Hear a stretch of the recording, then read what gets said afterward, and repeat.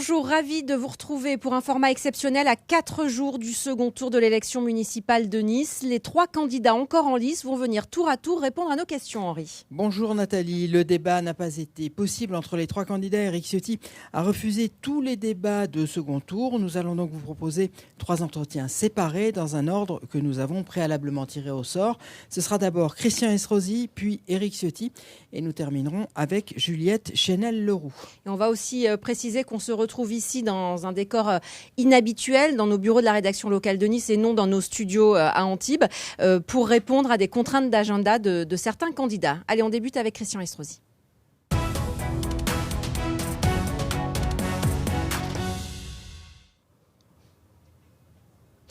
Christian Estrosi, bonsoir. Bonsoir. Vous êtes donc le maire sortant à la tête d'une liste investie par Horizon et soutenue par les Républicains. On va en parler dans un instant. Mais d'abord, un mot sur ce format particulier, Henri. Voilà, donc je l'ai dit en commençant, puisque Éric Ciotti n'a pas souhaité participer à ce débat de second tour. Alors, c'est assez fréquent pour les candidats qui sont arrivés en tête au premier tour. Vous-même, vous l'avez fait sur France 3. Vous n'avez pas débattu en 2014, vous n'avez pas débattu en 2020 au second tour. Est-ce que finalement, vous comprenez sa décision ? Éric Ciotti a refusé la transparence et la démocratie. Et je sais pourquoi il a refusé. Il l'a refusé parce qu'il savait que s'il m'avait face à lui, il ne serait pas en mesure de s'expliquer sur 3 mensonges majeurs parmi les dizaines de mensonges qu'il n'a cessé d'alimenter dans cette campagne. Le premier consistait à promettre aux Niçois de baisser avant le 26 avril de 20% la taxe foncière. Et j'avais forcément des questions à lui poser. Où prendre ces 20% qui représentent 50 millions d'euros ? Est-ce que c'était par la casse du service public et supprimer 2000 fonctionnaires, dont nos ATSEM dans les écoles ? Est-ce que c'était en supprimant l'avantage que j'apporte aux élèves qui bénéficient de nos cantines à des tarifs de 0,80 € en les portant à 10 €, c'est-à-dire le coût de production? Est-ce que c'était en sacrifiant les associations culturelles, sportives, sociales, caritatives, en supprimant leurs subventions, ou alors devenir tout simplement le nouveau père de la dette? Il n'a pas voulu qu'il y ait ce débat pour ne pas répondre à ces questions. Sur cette question, il dit par exemple que s'il n'y a pas assez d'argent dans les caisses, il ne fera pas la ligne de tram vers Cagnes-sur-Mer, qu'il renoncera à certains projets. Vous devez le recevoir tout à l'heure. Mais je sais une chose, c'est que puisque vous posez cette question, il s'est effectivement engagé à dire que si M. Brian Masson, député Rassemblement National, mouvement dont il est membre puisqu'il est le principal lieutenant avec Jordan Bardella de Mme Le Pen, qu'il écouterait son homologue de Cagnes-sur-Mer s'il était élu, c'est-à-dire qu'il veut laisser le maire de Cagnes-sur-Mer, Rassemblement National, décider à la place des Niçois, qui pourtant se sont prononcés à Cagnes-sur-Mer, à Saint-Laurent et à Nice, favorablement concertation publique pour cette ligne 4. Hier, en même temps, parmi ces mensonges, son présumé futur adjoint à la culture, M. Vérola, nous disait dans une réunion que j'organisais avec une centaine d'acteurs culturels de la ville, nous ne ferons pas le Théâtre National à la Gare du Sud. Autre mensonge. Ça veut dire que là où moi j'ai aujourd'hui engagé toutes les procédures pour faire la grande salle du Théâtre National au Palais des Arts et de la Culture que deviendra le Palais des Expositions, il n'y aura donc pas de grande salle du Théâtre National. Et troisième élément, son programme d'attractivité où il a décidé de prendre des arrêtés de démission d'office d'un certain nombre de fonctionnaires pour aujourd'hui faire des économies. Je pense notamment à tout ce qui nous permettrait d'accueillir de nouvelles entreprises en matière de foncier, là où nous recevons régulièrement de nouvelles écoles, de nouvelles entreprises qui apportent de la valeur ajoutée et des emplois aux Niçois. Alors on va préciser qu'Éric Ciotti n'est pas membre du Rassemblement National, mais de l'UDR allié au Rassemblement National. Oui, c'est un proxy du Rassemblement National qui aujourd'hui passe un accord avec le nouveau maire Rassemblement National de Cagnes-sur-Mer. Le proxy, ça a quand même une certaine résonance. Oui, on sait à quel mouvement est associé ce mot. Et je l'assume lorsque je vois bras dessus, bras dessous manger à la petite maison avec Marine Le Pen ou avec Jordan Bardella. Pardon, j'ai l'impression qu'il y a quand même une cousinerie qui est extrêmement proche entre les deux. Alors en revanche, votre proximité avec Bruno Retailleau, elle a pris du plomb dans l'aile aujourd'hui, puisque si vous avez eu le soutien de son parti, les Républicains, au début de la campagne, ce matin, il n'a pas souhaité vous apporter clairement son soutien, en expliquant que la campagne avait été délétère à Nice et qu'il préférait laisser les Niçois choisir. C'est un coup dur pour vous à 4 jours du second tour, et alors que vous êtes devancé de plus de 12 points par Éric Ciotti.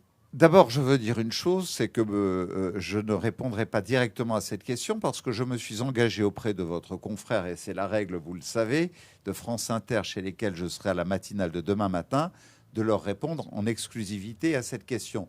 Mais il n'en demeure pas moins que sur cette question, une personnalité morale aussi importante chez les LR que M.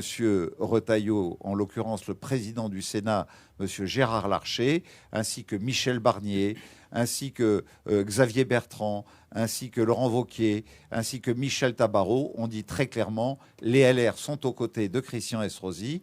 Quant à la question première que vous me posez, eh bien, il y aura la réponse à France Inter demain matin. Mais je voudrais, parce que nous n'avons pas eu l'occasion au premier tour, puisque M. Ciotti a voulu saccager le débat et nous empêcher de parler de projet, ce qui est bien normal. Il n'a pas de projet. On a énormément parlé de projet. Il n'a pas de projet. Vous avez fait, Henri Migou et chère Nathalie Layani, et je vous en remercie, tout fait pour qu'il y ait des débats sur les projets. Et vous êtes sans doute un des rares médias à avoir permis qu'on puisse débattre de projets. Et malheureusement, vous avez vu la tournure que ça a pris, totalement détestable. J'en suis à mon 4e débat d'une élection municipale. Jamais je n'ai vu un candidat en face de moi vouloir tirer notre ville, les Niçoises et les Niçois et les candidats dans le caniveau comme il l'a fait pour nous empêcher de pouvoir débattre réellement. Et donc ce soir, permettez-moi de parler des projets importants que nous n'avons pas évoqués et sur lesquels vous n'avez pas pu nous interroger lors du premier tour, notamment en matière de transition écologique. On en parle de transition écologique. Oui, juste après, une question parce que c'est important. Le Front républicain, en 2015, au régional, vous étiez largement distancé par Marion Maréchal Le Pen au premier tour. Vous aviez fait ce qu'en football on appellerait une remontada de près de 12 ou 13 points. Est-ce que les choses ont changé? Qu'est-ce qui s'est passé depuis 10 ans? Ce qui s'est passé, c'est que notre remontada va être encore plus forte. Parce que je sais comment se font les remontadas. Je vous rappelle qu'en 2015, pour la présidence de la région, face à Marion Maréchal Le Pen, cette remontada, je l'ai faite de 300 000 voix. C'est pas 15 000. Et là, alors que nous avons eu 100 000, nous avons 100 000 abstentionnistes. J'ai 15 060 voix de retard. C'est quoi 15 060 voix de retard sur 100 000 abstentionnistes qui me disent du matin au soir dans la rue, on s'est réveillé lundi matin avec la gueule de bois tellement on serait sûr que vous seriez de nouveau notre maire parce que les choses qui ont été faites avec les Niçois pendant 18 ans ont tellement transformé notre ville qu'on n'a pas imaginé un instant que notre voix, si elle vous faisait défaut parce qu'on est à l'Esquier, à Isola 2000, à Oron ce jour-là, vous empêcherait d'être largement en tête si ce n'est gagné dès le premier tour. Eh bien, je vous le dis, je vois cet élan aujourd'hui, ces 15 060 voix, non seulement on va les faire, mais nous allons les dépasser. Et quant à la candidate de gauche dont vous me parlez, qui aujourd'hui trahit toutes les valeurs républicaines, car si moi j'avais juste été qualifié d'1%, 11%, à la première seconde, je me serais retiré du débat parce que les valeurs républicaines qui m'ont toujours animé, je les démontre encore aux dernières élections législatives lorsque j'ai demandé à mon ami Philippe Pradal, ancien maire de Nice, ancien député, de se retirer parce qu'il était arrivé en 3e position pour ne pas favoriser l'élection d'un député du Rassemblement national. Moi, j'ai toujours été engagé dans ce front républicain. Mais cette absence de front républicain, Christian Estrosi, est-ce qu'il ne tient pas aussi à votre personnalité, à votre gouvernance, aux multiples affaires dans lesquelles votre nom est cité? C'est tout ça qu'évoque Juliette Chenel pour dire on ne peut pas se ranger derrière Christian Estrosi. Il n'y a pas de multiples affaires. Les seules affaires qui sont générées, ce sont des ouvertures d'enquête préliminaires générées par Madame Chenel. C'est elle et son monsieur Picard, qui est son spécialiste d'anticorps, ancien président d'Anticorps, qui, pour un oui ou pour un non, dès lors que vous décidez de déposer un projet d'équipement sportif, d'équipement culturel, de faire une nouvelle saison 2 de la coulée verte, dépose une requête devant le tribunal. Et qu'est-ce que fait le procureur? Il ouvre naturellement une enquête préliminaire. Mais Madame Tondelier, hier matin, au nom de Madame Chenel, sur la chaîne d'un de vos confrères, RTL en l'occurrence, a dit que j'avais été mis 6 fois en examen. Madame Tondelier se retrouvera devant les tribunaux, car jamais en 18 ans, je n'ai été condamné ni poursuivi devant quelque instance que ce soit. J'ai garanti la transparence de notre cité et nous avons réalisé pendant 18 ans, dans tous les domaines, des choses extraordinaires qu'apprécient aujourd'hui les Niçois. Aujourd'hui, je veux d'ailleurs donner aux Niçois, en matière de fiscalité, des choses que je suis capable de rendre, puisque par exemple, nous avons voté dès le mois de décembre dernier notre budget 2026, au moment où on n'avait pas encore voté le budget à l'Assemblée nationale. Il se trouve que voté par le 49.3 au mois de janvier dernier, celui-ci nous a restitué 7 millions d'euros. La semaine dernière, j'ai reçu de l'Union européenne, pour avoir fait le plus beau verdissement de tous les centres-villes de toute l'Union européenne, un chèque de 11 millions, c'est-à-dire 18 millions d'euros. Moi, je peux m'engager auprès des Niçois sans que nous fassions la moindre casse sociale dans l'ensemble de notre administration, à leur rendre dès le mois d'avril prochain 10% de baisse de la fiscalité en matière de taxes foncières, parce que moi, je sais gérer. Là où vous avez un candidat qui marche à l'aveugle, qui vous dit n'importe quoi, il n'y aura plus de Grand Prix. Mais ça fait 5 ans qu'il n'y a plus de Grand Prix, Madame Layani. Il n'y aura plus d'événementiel. Aujourd'hui, la politique événementielle, ce sont des dizaines de millions d'euros qui nourrissent les hôtels, qui nourrissent les restaurants, qui nourrissent le commerce, qui donnent de l'emploi aux petits Niçois qui en ont besoin et aux familles niçoises. On peut poser 3 questions. En 2015, je reviens à 2015, cette remontée que vous aviez faite. À l'époque, vous aviez dit je vais faire une nouvelle campagne entre les 2 tours. Depuis dimanche, vous vouliez parler de projet. Qu'est-ce que vous avez de nouveau à proposer aux Niçois? Mais aujourd'hui, j'ai de nouveau à proposer ce que vous avez dans mon programme, c'est-à-dire de donner de la place à de la démocratie directe. C'était dans mon premier tour déjà, présidence de la commission des finances pour toute la transparence à un membre de l'opposition. C'est en même temps faire un référendum une fois par an avec 10 questions qui seront proposées. Et vous l'aviez dit ça déjà au premier tour. Est-ce qu'il y a des nouvelles propositions que vous faites depuis dimanche, ou est-ce que vous restez sur votre programme de premier tour? Mais je propose que nous allions encore plus loin en matière d'immobilier. Tenez, le logement, c'est un sujet majeur. Madame Chenel et moi-même et Monsieur Ciotti n'ont pas arrêté de dire « faut du logement, faut du logement, faut du logement ». Chaque fois que j'ai posé la question, et c'est pour ça que je regrette que nous n'ayons pas ce débat ce soir, ils ont refusé de répondre où, quand, comment. Alors que moi, j'ai toujours dit exactement où les 10 000 logements que je réaliserai avec un parcours résidentiel pour qu'il y en ait pour tous, logement pour étudiants, logement social, logement d'accession sociale à la propriété, logement d'accession libre, que ce soit 4 500 dans la plaine du Var, que ce soit 1 500 en rehaussement comme vous en voyez déjà en chantier le long de la coulée verte ou dans l'ancienne ville avec l'accord de l'architecte des bâtiments de France. J'ai tout dit. Ils ne disent rien sur ce qu'ils feront, où ils le feront et comment. Vous leur posez la question, ils vous disent on va les faire. Christian Estrosi, on va parler de transition écologique, justement. Les Niçois, quand on leur pose la question, c'est vrai qu'ils disent souvent oui, Christian Estrosi a métamorphosé la ville, il y a la coulée verte qu'on a là sous les yeux, il y a les 2 lignes de tram, ça compte pour la transition écologique. Et pourtant, ça ne les a pas empêchés dimanche dernier de voter majoritairement pour Éric Ciotti. Est-ce que vous ne les trouvez pas un peu ingrats, ces Niçois? J'aime trop les Niçois. Je les ai dans mon cœur. J'aime trop cette ville. Ils ne vous le rendent pas très bien pour le moment. Simplement, ils ont tellement été convaincus qu'il n'était pas possible que je ne sois pas réélu et que nous ne continuions pas à partager ensemble cette marche en avant pour Nice, que sans doute se sont-ils laissés, pour beaucoup d'entre eux, laisser distraire dimanche prochain.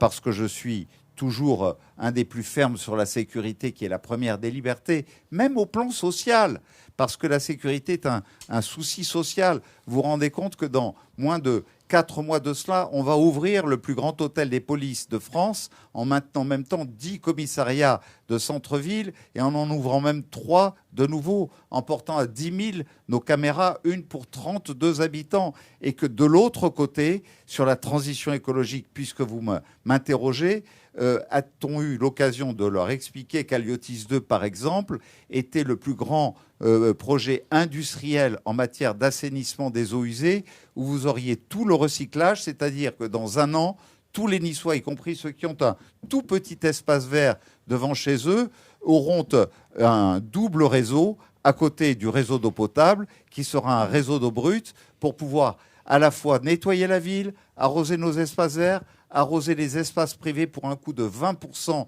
de l'eau potable et garantir pour 100 ans que nous n'aurons pas de risque de manque d'eau, alors que plein de villes de la Méditerranée n'auront pas d'eau potable. Je prends cet exemple, il est essentiel. Et en même temps, en faisant un cycle de l'énergie qui leur permettra d'avoir de l'énergie à 5 centimes le kilowattheure, là où aujourd'hui sur le marché, avec l'évolution du baril de pétrole, elle fluctue entre 27 et 34 centimes le kilowattheure. Nathalie ? Oui, non, puisque vous parlez d'énergie, on voit que vous en avez à revendre et que vous mettez toutes vos forces dans la bataille jusqu'au soir du second tour. Certains parlent malgré tout d'une énergie du désespoir et parfois même de reniement. Je pense notamment à une réunion publique dans le quartier des Moulins où vous avez fait un mea culpa sur votre position sur Gaza et sur le conflit israélo-palestinien. Certains ont parlé de reniement. Qu'est-ce que vous leur répondez ? Oh non, ce n'est pas un reniement du tout. Je ne me suis renié en rien.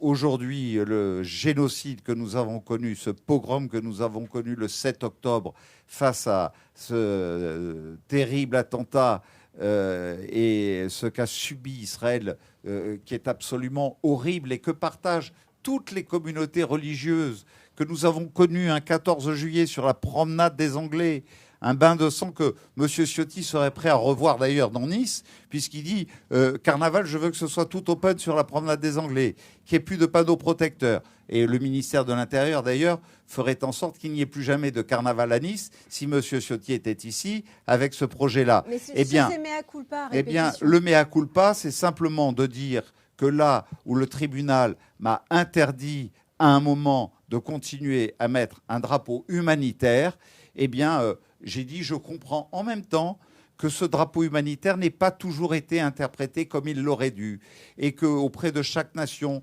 aujourd'hui c'est le cas pour l'Iran, ça a été le cas pour l'Ukraine, ce sera le cas pour n'importe quelle nation qui subirait demain une dictature, l'obscurantisme en quelque situation que ce soit. Nous aurons demain matin, d'ailleurs, la célébration de la fin du Ramadan avec la Eid el-Fitr, auquel je participerai comme je le fais chaque année parce que je suis proche de chacune des communautés. C'est le devoir du maire de Nice d'être proche de chacune de ces communautés. Et je suis président d'Alpes-Maritimes Fraternité. Et croyez-moi que c'est parce que nous faisons en sorte que toutes les religions s'entendent ensemble à Nice que nous avons cette paix culturelle, culturelle et sociale. Pour terminer cet entretien, est-ce que vous n'avez pas péché par excès de confiance, sous-estimé votre adversaire, et est-ce que vous envisagez la possibilité de perdre ?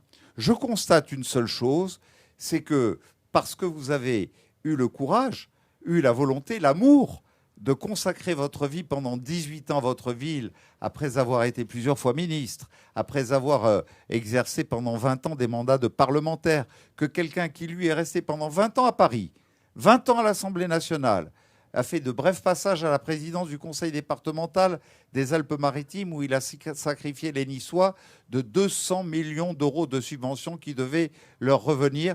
Il vient 3 mois avant une élection, ici, découvrir Nice, en habitant la Colle-sur-Loup, et d'un coup, on trouve qu'au fond, c'est un petit quelque chose de nouveau. Eh bien, pardon, je crois que les slogans ne remplacent pas la constatation des actes qui ont été réalisés. Et que, quelque part, l'élan qui est en train de se passer dans les rues de Nice, où les Niçois me le disent, on ne veut surtout pas vous perdre, on a besoin de continuer avec vous, qui êtes le seul à avoir l'expérience pour nous permettre à la fois de donner cette cohésion sociale et cette cohésion économique à notre cité. Je ne doute pas que nous arriverons en tête sur la ligne d'arrivée. Et je remercie les Niçoises et les Niçois qui ont peut-être reçu un électrochoc dimanche dernier et qui nous permettront d'être vainqueurs pour pouvoir garantir la prospérité de leurs familles, de leurs enfants et de notre ville. Rendez-vous donc dimanche dans les urnes. Merci beaucoup Christian Estrosi d'avoir répondu à nos questions. C'est au tour d'Éric Ciotti.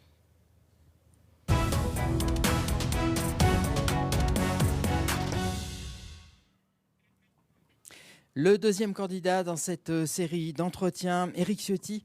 Bonjour. Bonjour. Vous êtes le candidat UDR donc à la mairie de Nice. Vous avez le soutien du RN, du Rassemblement national et de l'écologie au centre. Je précise que cet entretien a été enregistré dans les conditions du direct. Je rappelle également, on vous l'a dit au début, qu'on a fait un tirage au sort. C'est la raison pour laquelle, Éric Ciotti, vous passez en deuxième position. Alors, on va commencer par votre refus de débattre. Vous avez refusé tous les débats de ce deuxième tour. Au début de la campagne, vous aviez dit que vous étiez prêt à débattre n'importe où, n'importe quand, à n'importe quelle heure. Qu'est-ce qui a changé ? Parce que nous l'avons fait. Henri Migou est avec vous d'ailleurs, et avec vous, Nathalie Layani. J'ai débattu 2 fois. J'ai souhaité depuis plusieurs mois qu'on ait des débats, dans la période même avant la campagne électorale.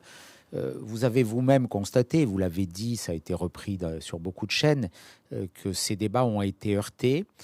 Je vois le degré de nervosité du maire sortant qui aujourd'hui se réduit à la caricature, à l'insulte et au mensonge.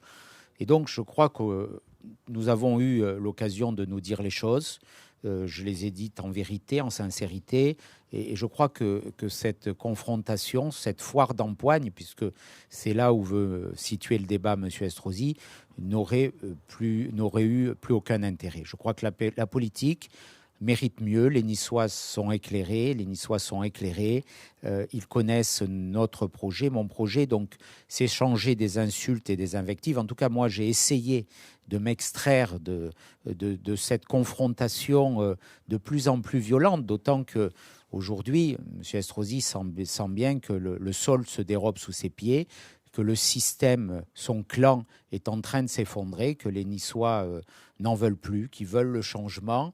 Et voilà, sa dernière bouée de sauvetage, c'est la caricature, c'est les manipulations.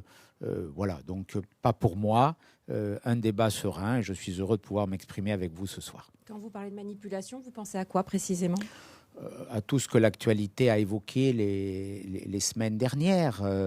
Tous les jours, il y a quelque chose de nouveau, une provocation, une caricature, une insulte. Bon, voilà.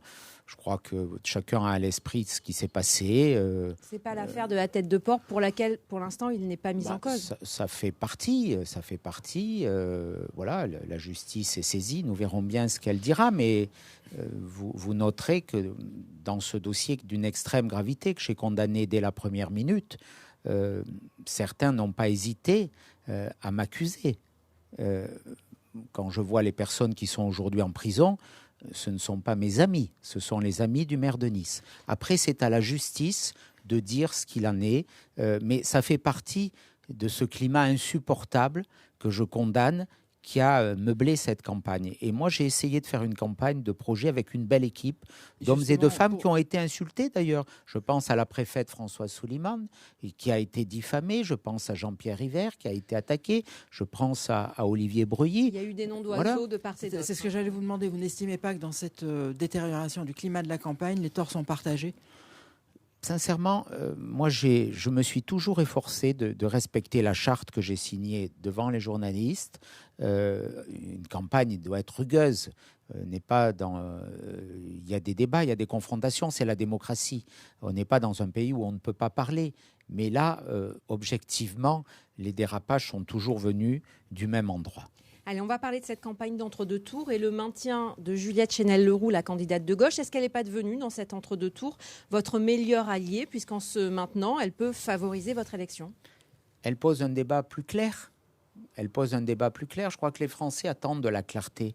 Je n'ai pas les mêmes convictions que Mme Chenel-Leroux. Elle n'a pas les mêmes convictions que M. Estrosi. C'est une femme de gauche, respectable.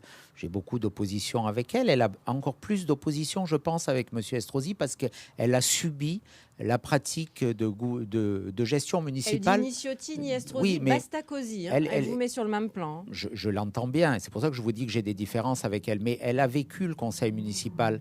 elle a vécu les insultes. Je me rappelle avoir appelé une fois que M. Estrosi l'avait insulté, il y a 4-5 ans. Elle a été attaquée en utilisant d'ailleurs l'argent du contribuable. Je me suis engagé à ce qu'il n'y ait jamais l'utilisation de l'argent du contribuable pour attaquer devant la justice en diffamation, qui sont des procédures dilatoires, les opposants.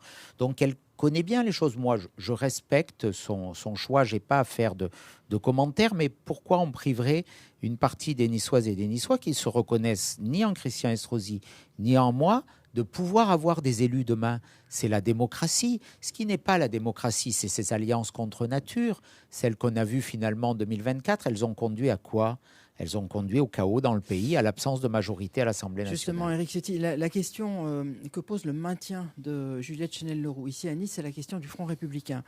Ça dépend un petit peu des villes. Il y a des villes où il se fait, des villes où il ne se fait pas. Est-ce que vous estimez qu'à Nice, en tout cas aujourd'hui, ce Front républicain est mort ?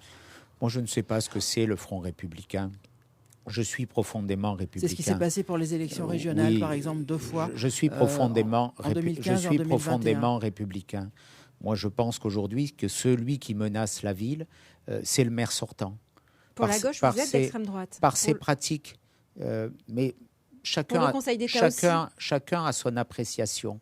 Moi, je ne me reconnais pas dans la caricature qui est faite de l'extrême droite. Je suis un homme de droite qui croit en l'autorité. L'autorité, c'est quoi ? C'est protéger le faible de la loi du plus fort. Je suis un homme de droite car je crois en la protection de l'identité de notre pays. Je suis un homme de droite quand je crois à la liberté économique. Ça veut dire quoi ? Que le travail rapporte plus que le non-travail et qu'on ne paye pas les gens à ne rien faire, globalement. Voilà ce qui sont mes valeurs d'homme de droite.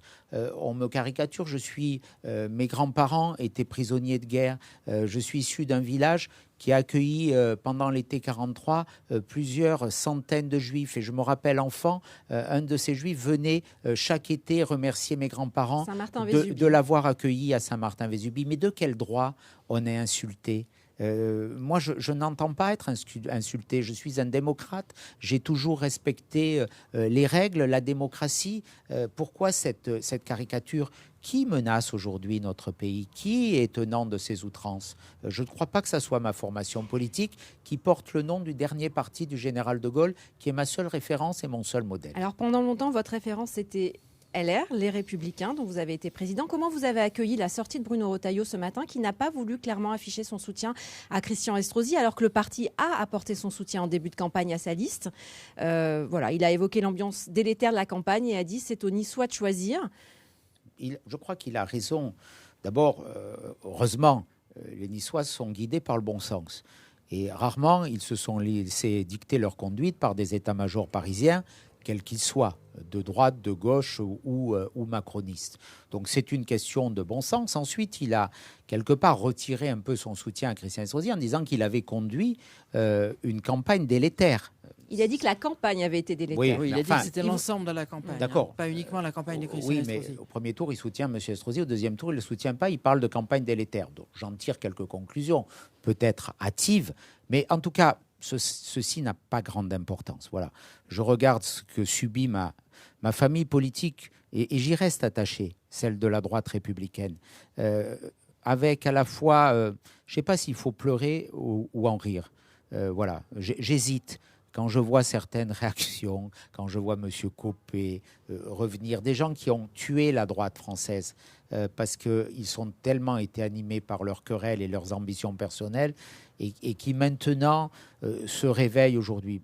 J'ai envie de dire qu'ils nous laissent tranquilles et qui se taisent, on n'a plus envie de les voir. Alors quand vous avez décidé de vous allier au Rassemblement national pour les législatives de 2024, Éric Ciotti, le parti que vous présidiez, les Républicains, ne vous a pas suivi. Il y a peu de députés qui vous ont suivi dans cette aventure, qui a été assez solitaire pendant quelques mois. Est-ce que cette alliance avec le RN, elle n'a pas été d'abord conçue dans votre tête pour servir votre ambition locale, être élu député, être peut-être maire de Nice, plus qu'une ambition nationale ? Elle trouvait sa source dans mon enracinement local. Parce que ce que me disaient les électeurs dans la rue, c'est pourquoi vous n'êtes pas alliés ? Pourquoi vous n'êtes pas unis ? Souvent, vous dites quasiment la même chose. Et la droite, elle est séparée. Là où la gauche n'hésite pas à s'allier avec M. Mélenchon. Donc j'ai toujours eu à l'esprit ces remarques que j'entendais dans les rues de Nice. J'ai fait ce choix. Pas une majorité de députés m'ont suivi, mais une majorité de militants. Et ils sont de plus en plus nombreux. Et je peux vous dire qu'il y a beaucoup de députés qui, depuis quelques jours, m'appellent parce qu'ils ne se retrouvent plus, absolument plus dans ce qui se passe. Vous avez des noms députés LR? Non, je ne veux pas les... Des LR? Bien sûr. Je ne veux pas les rentrer dans ces débats, je ne veux pas les compromettre. Mais dans les Alpes-Maritimes, en dehors des députés, il y a aussi des élus locaux LR actuellement qui vous disent on va bientôt quitter le navire et vous rejoindre.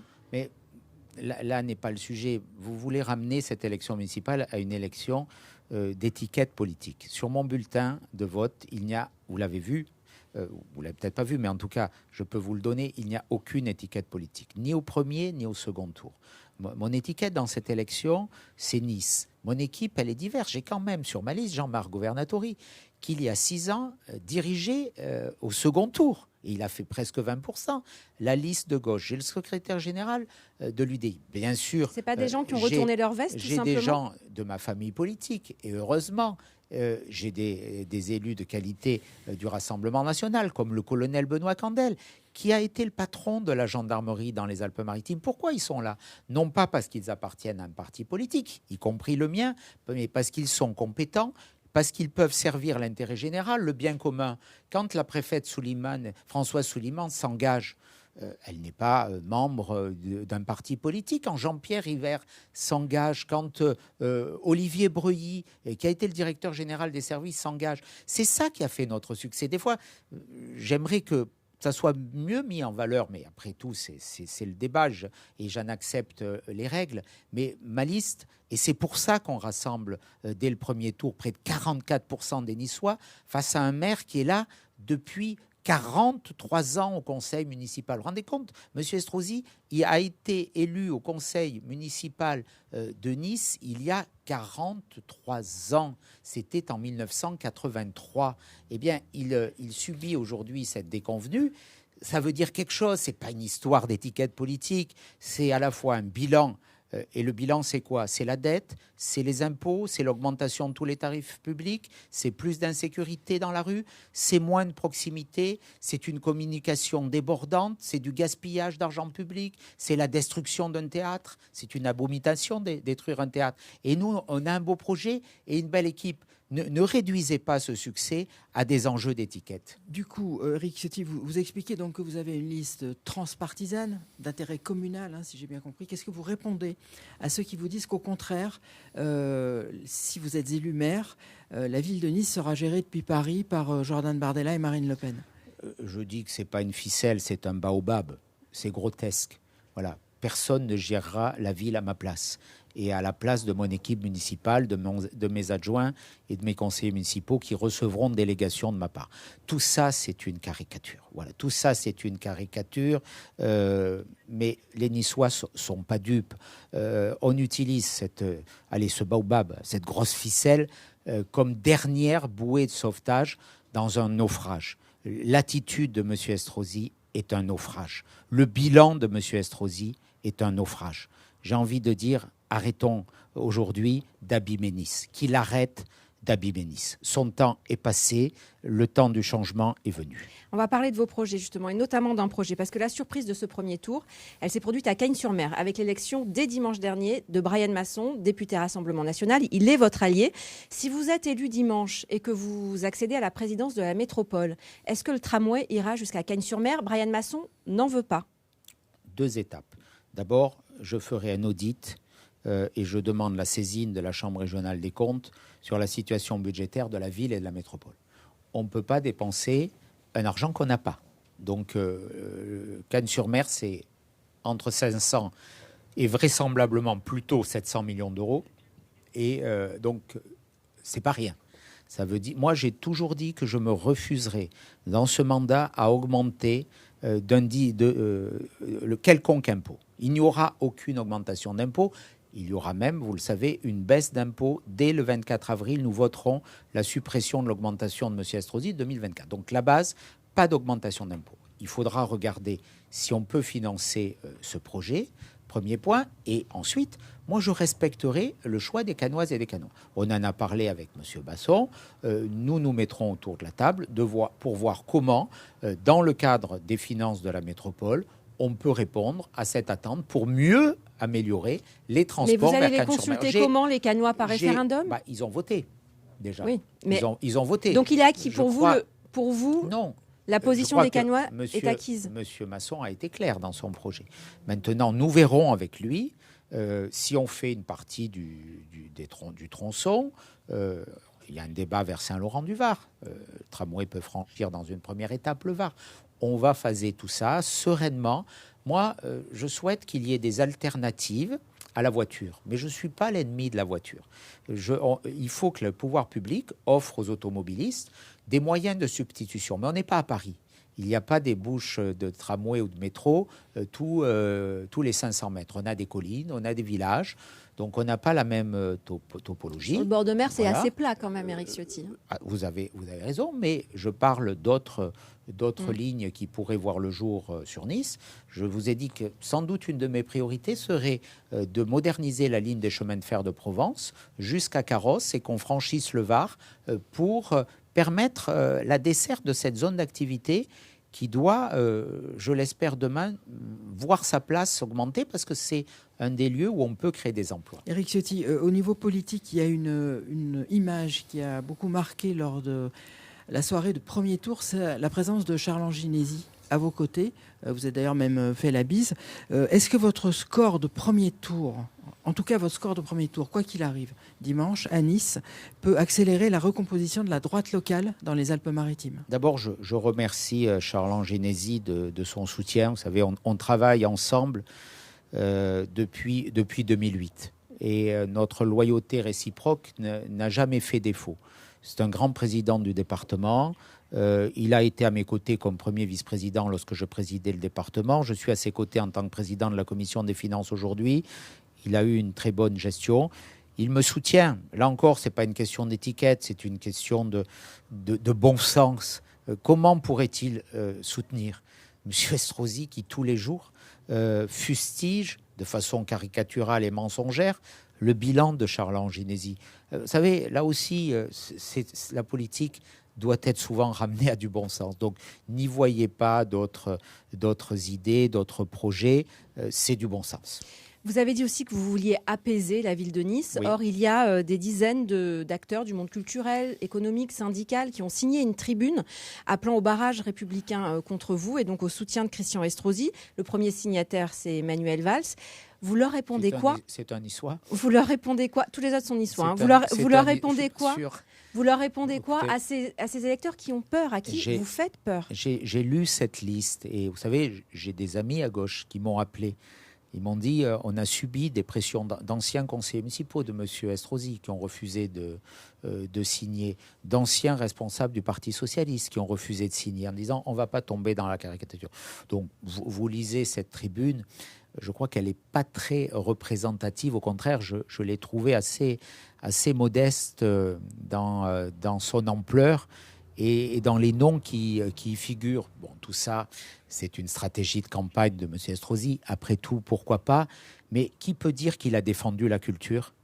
C'est lui qui a détruit un théâtre national. Dans quel pays on a détruit récemment un théâtre national? C'est quand même, si ce n'est pas une atteinte à la culture, dans quel pays on a fermé le musée d'art moderne? Est-ce que vous savez quand est-ce que va réouvrir le MAMAC? Il est fermé pour travaux. Il est fermé pour travaux, mais quand est-ce qu'il doit réouvrir? L'appel d'offres pour les travaux de rénovation a été annulé.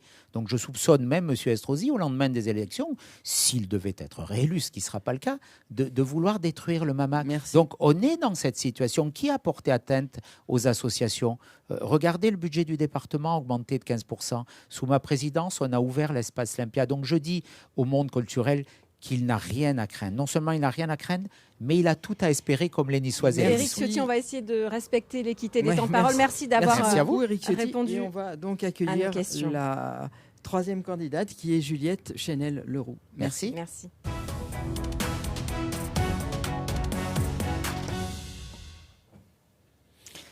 Troisième candidate, Juliette Chenel-Leroux, bonjour. Bonsoir. Bonsoir madame. Vous êtes donc la candidate, vous êtes écologiste à titre personnel, vous menez une liste avec le Parti Socialiste et le PCF. Je rappelle que l'entretien avec Éric Ciotti a été enregistré un petit peu plus tôt dans l'après-midi, ce qui explique la différence de lumière. Alors, on va commencer cet entretien comme on l'a fait avec les deux autres candidats, Juliette Chenel-Leroux, puisqu'il n'y a pas de débat, nous vous recevons un par un. Vous qui avez assisté à deux débats houleux, entre les quatre candidats au premier tour. Est-ce que cette formule, finalement, elle ne vous plaît pas plus ? Moi, j'aime bien quand on met les trois candidats ensemble pour contredire les projets et les programmes, parce qu'on s'écoute les uns les autres. Enfin, quand on s'écoute les uns les autres. Quand on s'écoute les uns les autres, au moins ce soir, il y aura un temps de parole égal et je l'apprécierai. Alors, un temps de parole équitable. C'est ce que nous impose l'ARCOM. Alors, si vous êtes là ce soir, Juliette Chenel-Leroux, c'est parce que vous avez décidé de vous maintenir au second tour, malgré l'appel de Christian Estrosi à vous retirer pour faire front républicain derrière lui et empêcher la victoire d'Éric Ciotti qui est allié au Rassemblement national. Et malgré, on imagine, des pressions au niveau national. Est-ce que c'est vrai qu'Emmanuel Macron vous a appelé ? Non, je n'ai pas reçu d'appel ni d'Emmanuel Macron ni du Premier ministre. Par contre, nos instances nationales en ont reçu des appels de pression. Sébastien Lecornu a appelé Marine Tondelier, la chef de votre parti. Alors, je ne sais pas si c'est Marine Tondelier ou si c'est Olivier Faure, mais en tout cas, ce que je sais, c'est que le filtre a bien fonctionné et ça n'est pas descendu jusqu'à nous. Et ça n'a rien changé. Vous n'avez pas eu de pression. Vous savez, au premier tour, c'est ce qu'on vous avait demandé. Est-ce que vous auriez sûrement une très forte pression avant les dépôts de liste, c'est-à-dire avant mardi. Est-ce que cette pression, vous l'avez ressentie ? Oui, bien sûr, j'ai ressenti la pression, mais comme c'est un projet que nous avons mené en équipe et nous avons discuté de ce sujet-là bien en amont, je continue sur la décision qui a été prise en collectif. Avec une précision, vous demandez carrément le retrait de Christian Estrosi de la vie politique. Pourquoi vous demandez ce retrait alors qu'il est deuxième ? C'est pas logique en fait. Alors, ce que j'ai remarqué, moi, c'est que dans la première partie de la campagne électorale, donc ce que j'ai appelé le marathon jusqu'au 15 mars, il y avait uniquement un duel fratricide qui était présenté. Les Niçois et les Niçoises ont vu qu'il y avait un duel. Ils n'ont pas réellement compris qu'il y avait des alternatives. Ou bien, par tradition, parce que ça fait 80 ans qu'à Nice, c'est toujours la droite, ils se disent que ça n'est pas possible autrement. Et c'est pour ça que nous, on reste et que l'on rencontre les gens tous les jours, là, depuis dimanche, qui nous disent « Vous avez bien fait de vous maintenir, enfin, on va pouvoir voter pour quelque chose et pas contre quelque chose. » Alors, vous vous maintenez, mais vous ne fusionnez pas, vous ne vous alliez pas avec l'autre liste de gauche menée par Mireille Damiano, la liste Viva, Collectif Citoyen et LFI. Or, on voit dans d'autres villes de France, des grandes villes comme Nantes ou Toulouse, par exemple, qu'il y a eu des rapprochements, des fusions entre la gauche dite républicaine et les Insoumis. Et à Nice, on n'a pas assisté à une campagne agressive de la part des Insoumis à votre rencontre, ni de dérapage d'ailleurs. Pourquoi ne pas avoir fusionné avec la liste de Mireille Damiano ? Vous avez un peu tiqué quand je vous ai dit que la campagne n'avait pas été agressive. Moi, j'ai beaucoup de respect pour Madame Damiano et pour la campagne qu'elle a menée. J'ai beaucoup de respect pour ses électeurs et ses électrices qui ont montré une volonté aussi de faire advenir la gauche, une gauche de rupture dans la ville de Nice. Et cela, on l'a entendu. Maintenant, la liste de Madame Damiano n'a pas atteint le second tour. Nous les avons rencontrés. Il y a eu un dialogue. Alors, vous n'étiez pas présente à la réunion, hein ? Oui, mais c'est parce qu'on fait un travail d'équipe. La nuit avait été longue. On avait préparé cette discussion avec toutes les options possibles. C'était pas nécessaire que je sois là parce qu'encore une fois, je suis la tête de liste. Je serai maire de Nice si les habitants de la ville de Nice me le permettent. Mais je ne suis pas la chef autocratique qui décide toute seule. Et vraiment, il y avait cette nécessité de les rencontrer, d'entendre, de féliciter toute cette campagne qu'ils avaient menée. Et puis, on n'a pas trouvé de terrain d'entente. Maintenant, parlons du second tour. Oui, alors j'ai quand même juste une question, parce que les Insoumis ont dit que vous aviez menti. En affirmant que s'il n'y avait pas eu d'entente, c'est parce qu'ils voulaient rafler la moitié des postes sur votre liste. Oui, je suis désolée, j'ai menti un peu, parce qu'en fait, ils voulaient 4 postes sur 10. Voilà. Donc, ce n'était pas 5 sur 10. Juliette Chenel-Leroux, on a parlé avant vous avec Christian Estrosi des régionales de 2015 et puis de 2021 où la gauche s'était retirée. Quand la gauche se retire, il n'y a plus d'élus, il n'y a plus d'accès à la vie de l'Assemblée régionale. Si vous vous maintenez, c'est aussi pour pouvoir être présente, vous et ceux qui seront élus, au conseil municipal. Pourquoi c'est important pour une formation politique de participer à la vie municipale? Est-ce que c'est plus important, par exemple, que d'éviter d'avoir un maire UDR? J'ai été conseillère municipale pendant 12 ans et pendant les 6 dernières années où j'étais conseillère municipale et métropolitaine, j'ai vraiment vu ce que c'était que de travailler l'ensemble des dossiers, d'être vigilante. Une liste d'opposition, ça n'est pas juste une liste qui dit non, je ne suis pas d'accord. C'est une liste. Et d'ailleurs, comme le disait Christian Estrosi, j'ai voté beaucoup des délibérations du conseil municipal. C'est une liste qui est vigilante, qui suit et qui a soulevé beaucoup de sujets, beaucoup d'affaires d'ailleurs, le parking Vauban, la statue Jeanne d'Arc, le circuit du Castellet, que nous avons été les premiers à dénoncer dès 2018. D'ailleurs, l'équipe de Éric Ciotti avait voté pour, Christelle Lintorni, Monsieur Chex avait voté pour ce circuit du Castellet. Maintenant, ils disent qu'ils sont contre. Être d'opposition, ça veut dire être là pour être la vigie et vérifier que tout se passe bien et que les comptes sont bien menés. Après tout, c'est l'argent des contribuables que l'on gère quand on gère une ville. Je disais en commençant, quand je vous ai présenté Juliette Chenel-Leroux, vous êtes écologiste à titre personnel. Il y a sur votre liste des membres du Parti socialiste, des membres du Parti communiste également, des membres de la société civile. Est-ce que vous avez l'impression que les thèmes sociaux et environnementaux que vous défendez et qui vous sont chers ont été absents de la campagne? Oui, évidemment, pendant toute cette campagne, d'ailleurs, je ne sais pas beaucoup quels sont les thèmes qui ont été abordés, puisque toute la campagne s'est déroulée jusqu'à présent dans le duel fratricide et de parler de leurs affaires qu'ils se reprochaient les uns les autres. On a dit que dans notre débat, chez nous, on a quand même parlé pas mal de thèmes. On a parlé du tram, on a parlé de logement, on a parlé de thèmes précis quand même. Oui, c'était bien pour cela qu'il y ait ces interviews de ce soir, parce que nous, on a présenté aux Niçois et aux Niçoises dans les rencontres de quartier, dans les marchés et nos rencontres dans nos conférences de presse diverses et variées, justement les sujets qui concernent les Niçoises et les Niçois, qui sont vraiment, à commencer par le logement et le pouvoir d'achat, qui sont les deux sujets très très importants pour eux. Et pour nous, l'écologie, ça recouvre tout ça. Parce que l'écologie sans justice sociale, c'est du jardinage. Ça n'est guère plus, c'est des potagers, quoi. Ce qui est important pour la vie quotidienne des Niçois, c'est qu'ils aient de quoi manger correctement, que les enfants puissent aller à la cantine manger correctement et que tout le monde puisse accéder à un logement quand ils travaillent. La coulée verte, c'est du jardinage ? La coulée verte, ça a été un grand projet qui a coûté très cher à la ville de Nice, puisque ça a permis, ça a eu comme influence de détruire 2 bâtiments emblématiques de la ville de Nice, qui est le théâtre. Quand même, on est la seule ville de France qui détruit un théâtre, qui le remplace par un équipement en préfabriqué. Et ça, je pense que tous les Niçois se le rappellent terriblement. L'Acropolis, il y avait une salle de concert extraordinaire. On l'a perdue aussi.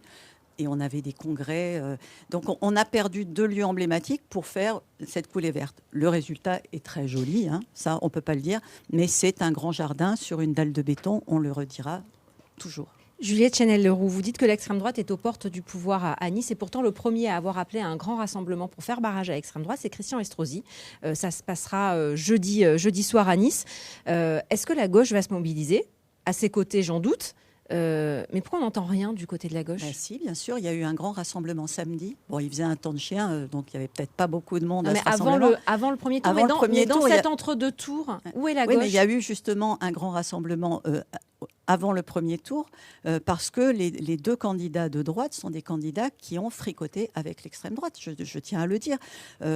Parce que, je l'ai dit, je le redis, Christian Estrosi a, dans le passé, été soutien de Jean-Marie Le Pen. Il a dans son équipe quelqu'un qui a été directeur de campagne de Jean-Marie Le Pen aux européennes. Il a dans son cabinet... Qui s'est engagé à démissionner s'il était élu pour permettre un rapprochement avec vous. Oui, le sacrifice d'Abraham. Voilà, le sacrifice d'Abraham de Christian Estrosi. Mais il s'est engagé à condition que, et après les élections.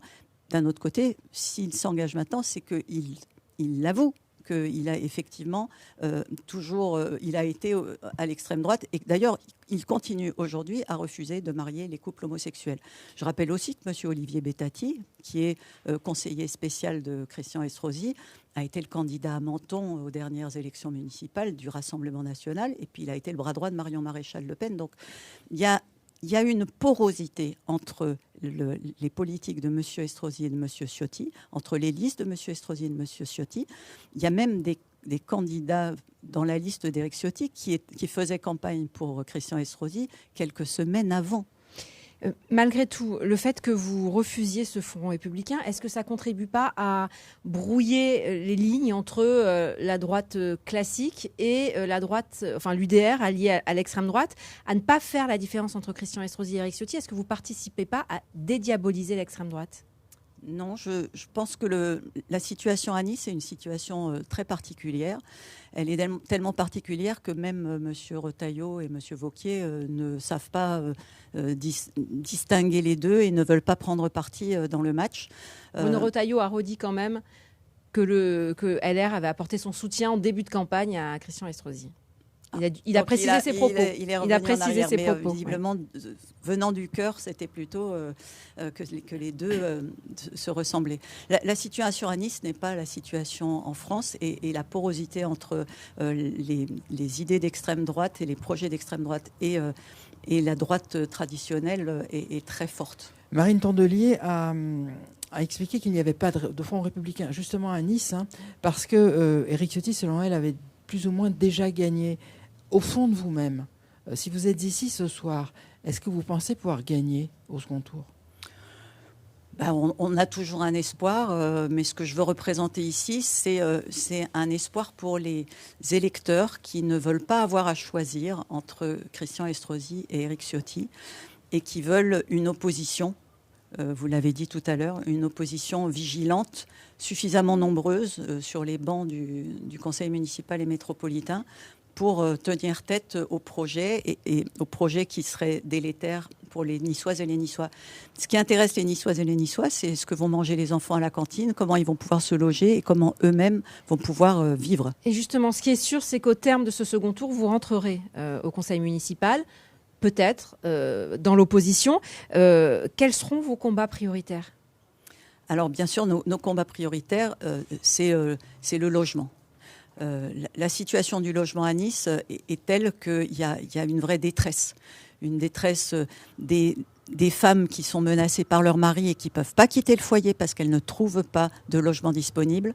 Et une détresse des jeunes qui aimeraient bien quitter le cocon familial pour aller voler de leurs propres ailes et qui ne peuvent pas le faire. Une difficulté pour les étudiants qui ne peuvent pas se loger. Et ça, c'est vraiment un sujet qu'il faut prendre en main. Vraiment lutter contre le logement touristique, le logement Airbnb qui nous vole 14 000 logements à Nice. Et puis lutter contre tous ces logements qui ne sont pas occupés et que l'on peut utiliser pour faire du logement social et du logement pour tous. Vous disiez dans votre réponse précédente que vous étiez une alternative aux électeurs qui n'avaient pas envie de choisir entre Christian Estrosi et Éric Ciotti. Mais est-ce que vous ne craignez pas qu'ils ne vous entendent pas et que même des électeurs de gauche aient un réflexe de vote utile en se disant le deuxième dans ce second tour, c'est Christian Estrosi, on veut barrer la route à Éric Ciotti, on votera pour Christian Estrosi? Bien, la démocratie est ainsi faite que les électeurs ont le choix dans le secret de l'isoloir de leur vote. Moi, ce que je leur dis, c'est que le vote utile, on l'a fait en 2015 pour les élections régionales et on l'a fait dans les élections régionales précédentes. Et à chaque fois, on s'est retrouvé avec une gestion de la région qui était une gestion qui allait de plus en plus à l'extrême droite. Vous savez qu'aujourd'hui, les associations féministes, les associations de défense des droits des femmes n'ont plus de subventions de la région parce qu'elles auraient mis de l'écriture inclusive dans leur site internet. Tous ces sujets-là sont les sujets que l'extrême droite, petit à petit, met dans ses programmes et dans ses applications de politique. Merci. Donc, on a voté pour Renaud Muselier et on a eu une politique d'extrême droite. Merci beaucoup. Merci à vous. Leroux. On se retrouvera dimanche à 19h50 pour la soirée électorale, Nathalie. En effet, et tout de suite, restez avec nous. Une très courte page de pub et vous retrouvez le journal d'ici 19h20 avec Héloïsa Patricio. Très bonne soirée.